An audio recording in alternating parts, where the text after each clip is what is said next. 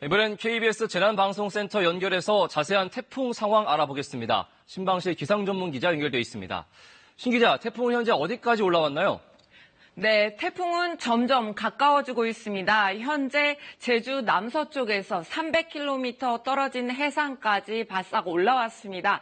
강풍 반경이 350km인데다가 중심 풍속이 시속 130km에 가까운 강한 중형급 세력을 유지하고 있습니다. 태풍의 중심축인 눈도 어제보다 더 뚜렷하게 발달을 했고요. 태풍 발생 사흘째인 오늘이 태풍의 최전성기라고 볼 수가 있겠습니다. 앞서 중계 화면을 보면 태풍이 점점 다가오면서 비바람이 거센 모습인데요. 자세한 상황 전해주시죠. 네, 전국에서 취합 중인 KBS 재난감시 CCTV를 통해서 태풍의 영향을 받고 있는 지역들의 자세한 상황을 실시간으로 확인해 보겠습니다. 먼저 태풍과 가장 가까운 제주 남쪽 마라도부터 가보겠습니다. 밤새 거센 빗줄기가 이어졌는데 지금 태풍이 점점 가까워지면서 비가 많이 내리고 있고 또 바람도 거세게 불고 있습니다.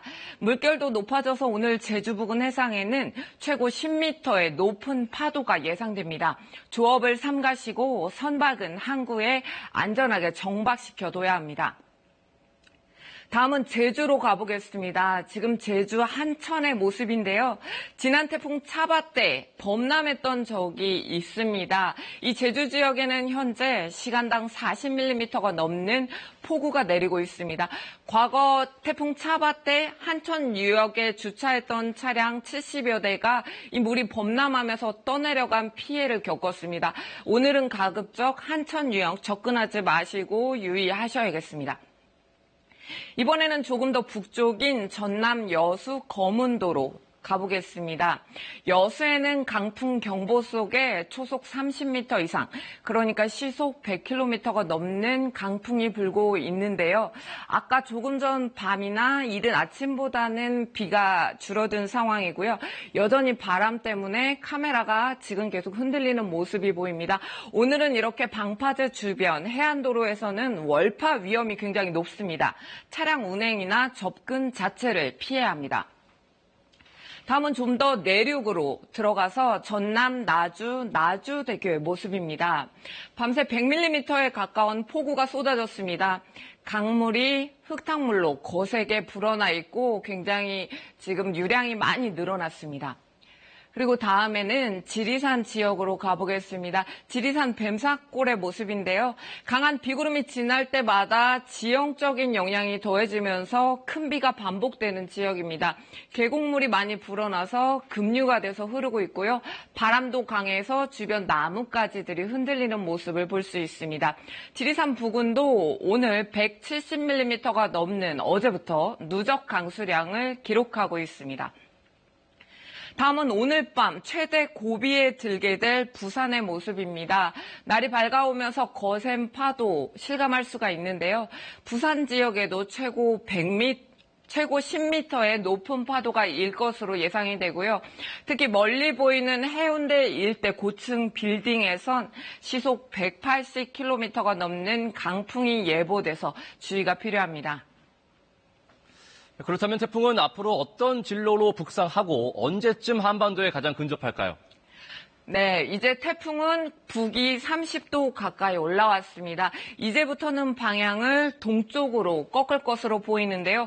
조금 전 나온 기상청 예보에 따르면 조금 더 일본 쪽에 가까운 대한 해협으로 통과할 것으로 보입니다. 그래도 안심할 순 없습니다. 오늘 오후 3시 제주 남동쪽 해상을 지나겠고요. 밤 10시쯤 부산과 울산 부근 남해안을 가깝게 통과하겠습니다. 하루 종일 태풍의 영향권에 드는 오늘이 사실상 이번 태풍의 최대 고비가 되겠는데요. 내일 새벽쯤엔 독도 부근 동해상으로 진출하면서 영향권에서 점차 벗어날 것으로 보입니다. 네, 이번 태풍이 몰고 온 비구름 때문에 비가 이미 강하게 내리고 있죠. 네, 그렇습니다. 태풍 타파의 모습을 촬영한 현재 천리안 2A 위성 영상입니다. 이 태풍이 전면에 동반한 비구름이 워낙 광범위하기 때문에 한반도를 거의 다 덮을 정도로 압도적으로 큽니다. 그래서 태풍이 북상하기 전인 어제부터 강한 빗줄기가 이어졌는데요. 일본 지역에서는 태풍이 이미 지나면서 시간당 100mm가 넘는 폭우가 쏟아졌습니다. 이 때문에 거의 도로가 물바다로 변하는 등 피해가 컸는데요. 우리도 대비를 서둘러야겠습니다. 레이더 영상을 통해서 현재 비구름의 모습을 한번 살펴보겠습니다. 강한 비구름은 오늘 새벽부터 이렇게 제주와 남해안 지역으로 밀려오기 시작했고요. 지금은 붉게 보이는 비구름이 제주 그리고 전남 지역 그리고 그 위 어떤 남부 내륙 지역까지 많이 올라와 있는 모습을 확인할 수가 있습니다. 이렇게 장대비가 퍼부으면서 이틀 동안 누적 강수량을 보면요. 제주 한라산 지역에서 거의 400mm 가까이 내렸습니다. 그리고 산청, 여수 등지에서 100mm가 넘는 누적 강수량을 기록하고 있습니다.